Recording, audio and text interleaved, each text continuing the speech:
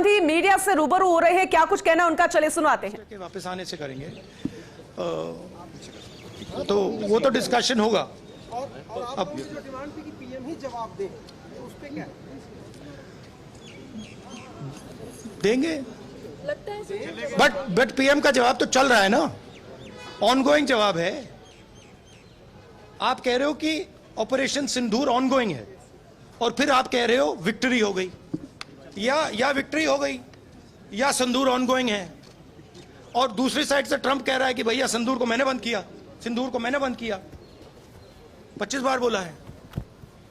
तो कुछ ना कुछ तो दाल में काला है ना। सर फॉरेन पॉलिसी आपको नहीं लगता, क्योंकि फॉरेन पॉलिसी आपको नहीं लगता सर, क्योंकि हमारे यहाँ जब हम ये बात पूरे वर्ल्ड पे रखने गए, फोरम पे गए, कई जो देश है उनको गिनती पे गिना जा सकता है जो हमारे साथ आए, लेकिन नहीं, गिनती पे भी नहीं गिना जा सकता। किसने सपोर्ट किया? जी। किसी ने भी हमारी फॉरेन पॉलिसी की इन्होंने धज्जियां उड़ा दी हैं, किसी ने हमें सपोर्ट नहीं किया, किसी ने नहीं किया। Thank you. तो नेता प्रतिपक्ष की भूमिका निभाते हुए राहुल गांधी कहते हैं कि फॉरेन पॉलिसी की धज्जियां केंद्र सरकार ने उड़ा दी है। ऑपरेशन सिंदूर को लेकर भी सवाल उठाए। सिर्फ 52 लाख की बात नहीं है, सिर्फ बिहार की बात नहीं है। महाराष्ट्र में इन्होंने चीटिंग की। हमने सवाल पूछे इलेक्शन कमीशन से, वोटर लिस्ट दिखाइए, इन्होंने वोटर लिस्ट नहीं दिखाई। हमने कहा कि वीडियोग्राफी दिखा दीजिए, वीडियोग्राफी का कानून बदल दिया।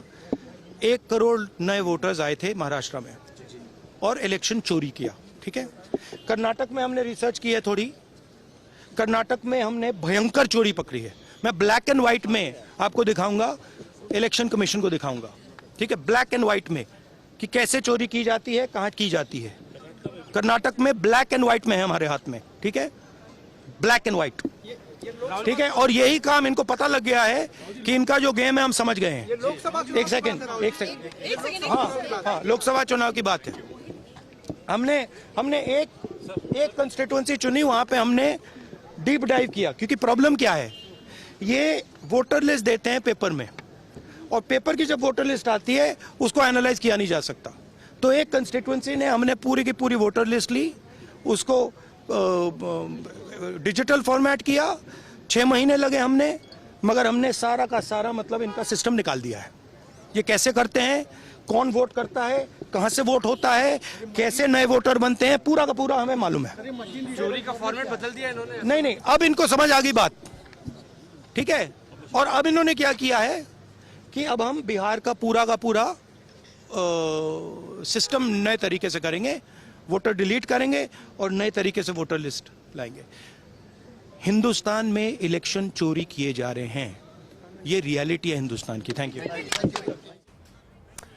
तो आपने सुना कि कैसे कह रहे थे नेता प्रतिपक्ष राहुल गांधी कि हिंदुस्तान में अब इलेक्शन ही चोरी कर लिए जाते हैं। किस तरह से महाराष्ट्र में नए जोड़े गए मतदाता, कर्नाटक में क्या हाल हुआ, और जब हम इलेक्शन कमीशन के पास जाते हैं तो हमें वो कोई जानकारी नहीं देते। वीडियोग्राफी को लेकर उन्होंने कई ऐसे नियम बदल दिए हैं और अब फॉरेन पॉलिसी की धज्जियां तक उड़ा दी गई। बिहार में जो कुछ हो रहा है वो हम होने नहीं देंगे, और विपक्ष पूरे तरीके से मुखर होता हुआ नजर आ रहा है। राहुल गांधी लगातार अब इलेक्शन मोड में आ चुके हैं, लेकिन मॉनसून सत्र चल रहा है और आज तीसरा दिन है और